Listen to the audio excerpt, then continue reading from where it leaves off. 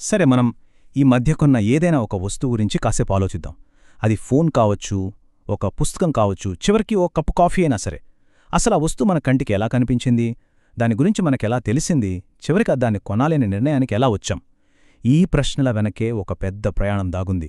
అదే ఈరోజు మనం మాట్లాడుకోబోయే విషయం. అసలు ఏ వ్యాపారానికైనా ఇదే కదా అతి పెద్ద ఛాలెంజ్. ఒక అద్భుతమైన ప్రొడక్ట్ని తయారు చేయడమనేది కథలో సగభాగం మాత్రమే. మరి దాన్ని సరైన కస్టమర్ల చేతుల్లోకి ఎలా చేర్చాలి, ఆ ప్రొడక్ట్కి దాన్ని వాడేవాళ్లకి మధ్య వారధి ఎలా కట్టాలి, ఈ ప్లానింగ్ గురించే మనం ఇప్పుడు లోతుగా విశ్లేషించబోతున్నాం. దీన్నే మనము గో టు మార్కెట్ స్ట్రాటజీ లేదా సింపుల్గా జీటీఎం స్ట్రాటజీ అంటాం. ఇది కేవలం సేల్స్ ప్లాన్ కాదండోయ్, అంతకంటే చాలా ఎక్కువ. సరైన కస్టమర్ని సరైన టైంలో, సరైన మెసేజ్తో, సరైన దారిలో ఎలా పట్టుకోవాలో చెప్పే ఒక కంప్లీట్ రోడ్ మ్యాప్ అనమాట. ఈ మ్యాప్ సరిగ్గా లేకపోతే ప్రపంచంలోనే బెస్ట్ ప్రోడక్ట్ అయినా సరే అది గోడౌన్కే పరిమితమైపోతుంది. సరే, మరి కస్టమర్ ప్రయాణంలో మొదటడుగు ఏంటి? ఇక్కడే ఒక వ్యక్తికి మన ప్రాడక్ట్ గురించి మొదటిసారిగా తెలుస్తుంది. అప్పటిదాకా దాని ఉనికే తెలియని స్టేజ్ నుండి దానిపై ఆసక్తిగా తెలుసుకునే స్టేజ్కి ఎలా వస్తారో చూద్దాం. ఇవి ఎలాగంటే ఒక ప్రోడక్ట్కి కస్టమర్కి మధ్య జరిగే ఫస్ట్ హెలో లాంటివన్నమాట.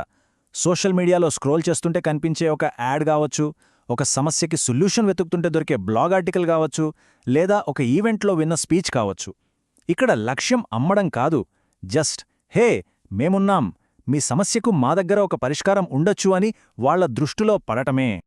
ఓకే, ఇప్పుడు ఈ ప్రయాణం ఇంకో స్టెప్ ముందుకు వెళ్తుంది. జస్ట్ పేరు తెలుసుకోవడమే కాదు, ఇప్పుడు వాళ్ళు యాక్టివ్గా ఇన్ఫర్మేషన్ కోసం వెతుకుతారు. కంపెనీ వెబ్సైట్కి వెళ్ళి ప్రతి పేజీని చూస్తారు, ప్రోడక్ట్ ఫీచర్స్ గురించి చదువుతారు, లేదా ఒక ఫ్రీ డెమో కోసం సైనప్ చేస్తారు. ఈ స్టేజ్లోనే ఒక మామూలు ఆసక్తి కొనాలనే ఆలోచనగా రూపుదిద్దుకుంటుంది. ఇక ఇక్కడే అసలు కథ మొదలవుతుంది. ప్రయాణంలో ఇదే క్లైమాక్స్. చాలా ఆలోచన, రీసెర్చ్ తర్వాత ఒక నిర్ణయం తీసుకునే టైం వచ్చేసింది. ఇక్కడే ఒక సాధారణ విజిటర్ కస్టమర్గా మారతాడు. అయితే ఈ కొనుగోలు అనేది మనం అనుకున్నంత సింపుల్ వ్యవహారం కాదు. ఇందులో రెండు ముఖ్యమైన స్టెప్స్ ఉంటాయి. మొదటిది డబ్బులు కట్టి ఆర్డర్ ప్లేస్ చేయడం. ఇది ఆన్లైన్ స్టోర్ కావచ్చు లేదా బయట షాప్ కావచ్చు. రెండోది ఆ వస్తువుని చేతికి అందుకోవడం. అది ఇంటికి డెలివరీ అవ్వచ్చు లేదా వెంటనే డిజిటల్గా డౌన్లోడ్ అవ్వచ్చు. ఈ రెండూ స్మూత్గా జరిగినప్పుడే కస్టమర్కి మంచి ఎక్స్పీరియన్స్ వస్తుంది. చాలా కంపెనీలు చేసే పెద్ద తప్పు ఇదే. అమ్మకంతో పని అయిపోయింది, ఇక ప్రయాణం ముగిసింది అనుకుంటాయి. కానీ నిజానికి ఇక్కడే అసలైన బంధం మొదలవుతుంది. ఒక్కసారి మన దగ్గర కొన్న కస్టమర్ని లైఫ్ టైం కస్టమర్గా మార్చుకునే అవకాశం ఇక్కడే దొరుకుతుంది. చూడండి, కొన్న తర్వాత కస్టమర్స్కి డౌట్స్ రావడం లేదా ఏవైనా సమస్యలు రావడం చాలా కామన్. వాటిని పరిష్కరించడానికి కంపెనీలు రకరకాల దారులు వాడతాయి. చిన్న చిన్న ప్రశ్నలకు ఎఫ్ఏక్యూ పేజీలు లేదా ఆటోమేటెడ్ చాట్బాట్లు సరిపోతాయి. కానీ సమస్య కొంచెం పెద్దదైతే మాట్లాడటానికి మనుషులు ఖచ్చితంగా ఉండాలి. సరైన టైంలో సరైన హెల్ప్ అందిస్తేనే కస్టమర్కి మనపై నమ్మకం పెరుగుతుంది. ఓకే, ఒక జీటీఎం స్ట్రాటజీ అనే మ్యాప్ వేసుకుని జర్నీ స్టార్ట్ చేశాం. అంతా బానే ఉంది. కానీ మనం వెళ్తున్న రూట్ కరెక్టేనా? అనుకున్నంత వేగంగా వెళ్తున్నామా? ఇది తెలియాలంటే మన చేతిలో ఒక కంపాస్ ఉండాలి.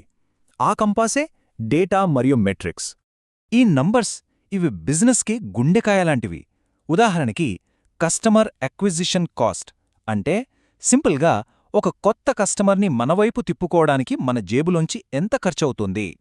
తర్వాత కన్వర్షన్ రేట్ అంటే మన వెబ్సైట్కి వచ్చిన 100 మందిలో ఎంతమంది కొంటున్నారు. ఇక చివరగా రిటెన్షన్ రేట్ అంటే కొన్నవాళ్లు మళ్లీ మళ్లీ మన దగ్గరికే వస్తున్నారా. ఈ 3 నంబర్లని బట్టే ఏ మార్కెటింగ్ ఛానల్ మనకు లాభం తెస్తుందో, ఏది నష్టమో తెలిసిపోతోంది. ఇక్కడ చాలా ఇంట్రెస్టింగ్ పాయింట్ ఉంది. ఇది చాలా ముఖ్యమైన బిజినెస్ లెసన్ కూడా.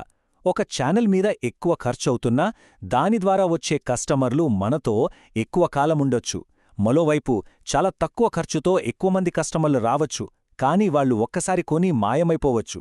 అంటే కేవలం ఖర్చును చూడటం కాదు, ఆ ఖర్చు వల్ల వచ్చే కస్టమర్ విలువ ఎంత అనేది కూడా చూడాలి.